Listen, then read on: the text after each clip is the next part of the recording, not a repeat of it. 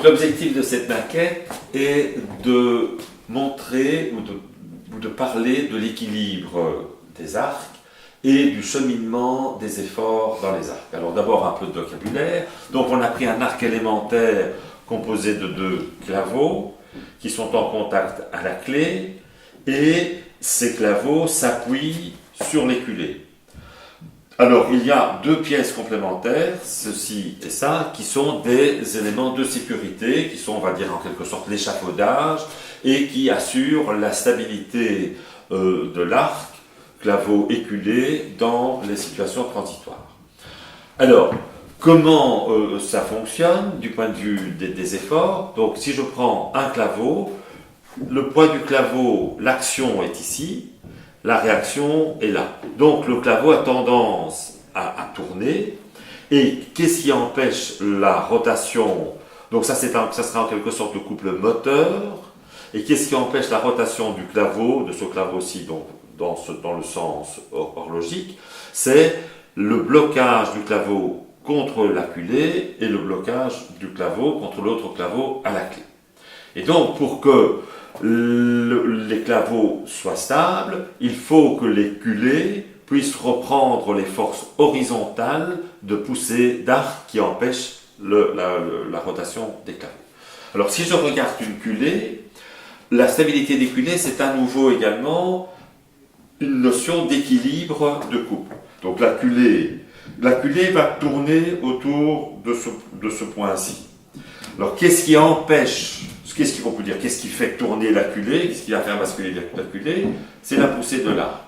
Qu'est-ce qui empêche la culée de basculer? C'est son poids, qui se trouve ici. C'est le poids de ce qui correspond ici, on va dire, au pinacle. Et c'est le poids du claveau. Donc cette force-là, action verticale du claveau sur la culée, cette force-ci, parce que là on va pouvoir charger avec des charges correspondantes au pinacle, donc faire basculer la culée vers la gauche, le poids de la culée, tout ça fait basculer la culée vers la gauche, et la force horizontale de l'arc fait basculer la culée vers la droite. Alors si maintenant on retire progressivement les étançons, on va voir que l'arc ne va pas tenir la route puisque les culées sont particulièrement légères. Donc l'arc est occupé, voilà, et on voit que le contact entre les claveaux et la culée, ou entre claveau et claveau à la clé, bouge. Au début, le contact était, on va dire, sur toute la surface, et maintenant, le contact se fait progressivement vers le bas, et on voit qu'on ne parvient pas à obtenir, je peux dévisser, je ne parviens pas à obtenir la stabilité. Tu peux dévisser peut-être un peu plus, le ventage. Tu vois qu'on ne parvient... Il ne bouge pas symétriquement. Non, à cause des petits frottements, mais on ne parvient pas à obtenir la stabilité de l'arc. Alors, la difficulté avec cet arc ici, parce que notre objectif, c'est de bien comprendre le cheminement des efforts et de pouvoir faire certaines validations par calcul. Ici, on voit où sont les contacts, mais lorsque l'arc est en position, donc l'arc il n'est pas en position stable puisqu'il profite toujours de sa culée, lorsque l'arc est en position de contact, les claveaux sont en contact sur toute la hauteur, on ne sait pas par où passe l'effort. Alors la manipulation que nous allons faire, c'est de mettre là et là des petits tétons pour que nous puissions localiser les efforts et bien déterminer ce qu'on appelle le bras de levier interne, puisque comme je l'ai dit tout à l'heure, ce claveau a tendance à s'appuie là, son action est là, sa réaction est là, donc il a tendance à partir comme ça, et il s'appuie contre la culée, et il s'appuie contre l'autre claveau en 2 points qui sont maintenant ici relativement hauts, mais au début qui étaient quelque part vers le milieu, et nous allons les localiser précisément pour qu'on puisse faire des calculs de stabilité de là. Alors, donc ce qu'on a fait maintenant, on a mis des charges, pinacle, on peut appeler ça comme ça, pour faire une analogie avec l'architecture gothique, très excentrées. Donc ça veut dire que ces forces qui sont appliquées là ont tendance à faire basculer les culées vers l'intérieur. Et donc maintenant, on va retirer le contact avec le culée provisoire et on va voir que la stabilité, grâce à cette charge complémentaire que la stabilité, voilà, ici j'ai tout à fait perdu le contact, et voilà, l'arc est parfaitement stable grâce à ces efforts-là qui ont tendance à faire basculer l'éculé vers l'intérieur, ce qui permet d'équilibrer l'effort qui se balade quelque part, l'effort de contact entre le claveau et l'acculé, l'effort horizontal qui a tendance à faire basculer à l'acculé l'effort horizontal de poussée. Alors ce qu'on va faire maintenant, c'est qu'on va ajouter les petits tétons de manière à ce que ces efforts soient parfaitement localisés et qu'on puisse valider tout ça par calcul. Voilà, alors on a remonté la maquette, mais on a mis des petits contacts, des petits tétons de contact à mi-hauteur des claveaux. Donc il y a un contact entre claveau et culé localisé ici, il y a un contact claveau-claveau localisé là, et un contact claveau-culé là, de manière à avoir une localisation des efforts et un bras de levier, donc une force horizontale ici, une force horizontale là, un bras de levier distance entre la direction entre les axes de ces deux forces qui est parfaitement localisé. Et ça nous permettra de faire des calculs de validation. Alors ce qu'on peut faire ici, on a la maquette déchargée, on peut à nouveau retirer les appuis des culées provisoires et on va voir que la stabilité n'est pas assurée et que les arcs tournent. Voilà, et on ne parvient pas à obtenir la stabilité de la maquette. Elle reste de l'arc, les culées restant et ont toujours besoin du soutien de ces appuis provisoires. Alors remettons-la en position initiale et on va charger les pinacles de manière à assurer l'équilibre. On va charger les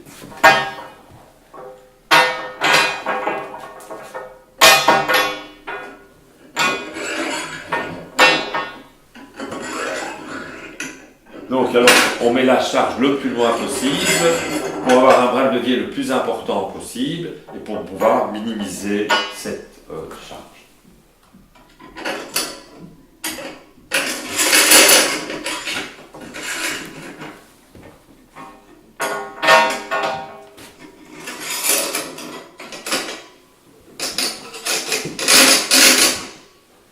Voilà. Donc maintenant, on a ajouté un couple stabilisant au culé et on va desserrer, on va retirer l'appui provisoire et l'arc est parfaitement en équilibre. Alors ce qui est vraiment intéressant de voir, c'est que, bien entendu, ici on a ajouté ces petits éléments là, mais même à la limite, ils ne sont pas vraiment nécessaires puisqu'on a ce petit téton qui pourrait reprendre ce cisaillement et la force horizontale. Donc, ce qui est intéressant de voir, c'est que ces 4 pièces sont des pièces qui ne sont pas du tout assemblées et rien que par l'équilibre des forces entre ces différents éléments, la stabilité de l'arc est assurée. Donc, je répète, on a le claveau, son action est ici. La réaction est là, ce qui a induit un couple comme ceci. Ce couple moteur est équilibré par un couple résistant, une force là, une force là. Donc ça, c'est la stabilité du claveau.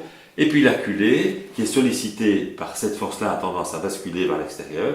Et grâce à son poids, à cette force verticale de l'appui du claveau, plus cette force-là, le claveau, la culée est en équilibre sous l'effet de ces différentes forces.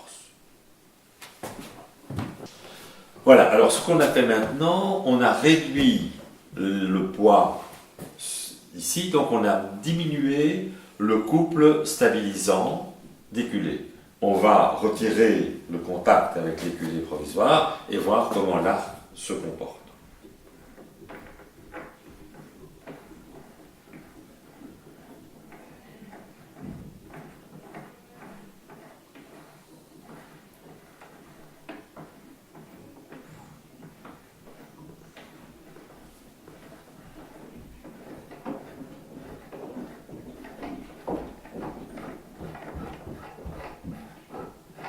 En contact. Voilà. Et donc, ce qu'on constate, c'est qu'on a retrouvé une nouvelle position d'équilibre. Les culées les culées provisoires ne sont plus du tout en contact, mais l'appui qui se faisait anciennement au milieu du claveau, tant à la clé que sur la culée, se fait maintenant en haut, au contact à la clé, et en bas, au contact entre le claveau et la culée. Ce qui augmente le bras de levier des forces internes, force en compression ici et force vers l'extérieur là. Et le fait qu'on ait augmenté ce bras de levier, ces forces ont diminué et avec des culées moins chargées permettent d'assurer la stabilité. Ce qui explique qu'on voit souvent dans les arcs que les arcs sont fissurés à la clé et ça n'est pas en danger leur stabilité parce que l'arc originel qui était ici, il a monté pour avoir un contact dans le haut, ce qui a augmenté le bras de levier et diminué les efforts. Alors, donc, on a vu que la charge, qui est ici 3 unités, une petite plaquette c'est une unité, cette plaquette double c'est 2 unités, donc on a mis 3 unités, 3 unités, 3 unités, 3 unités, avec un bras de levier, distance entre cette force-là et le point de rotation de 20 cm, ça assure la stabilité. Alors, si j'avais mis la charge, non pas là, mais là, le bras de levier étant de moitié, j'aurais dû avoir une charge double. Donc, ce qu'on va essayer maintenant, c'est de mettre, non pas 3, mais 6 unités ici, à un bras de levier de moitié, donc de 10 cm, et voir si la stabilité est assurée. Voilà,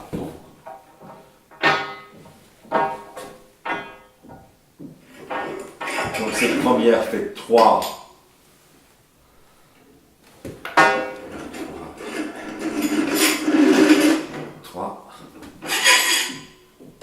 6. Voilà.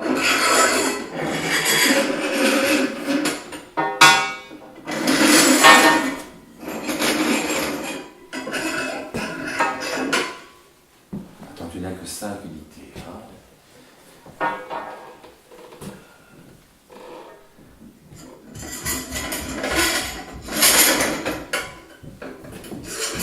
Voilà.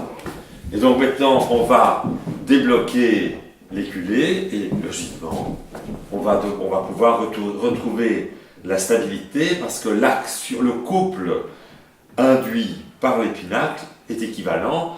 Le bras de levier a été divisé par 2, mais l'effort a été doublé pour compenser cette réduction du bras de levier. Donc le contact passe du téton vers le bas.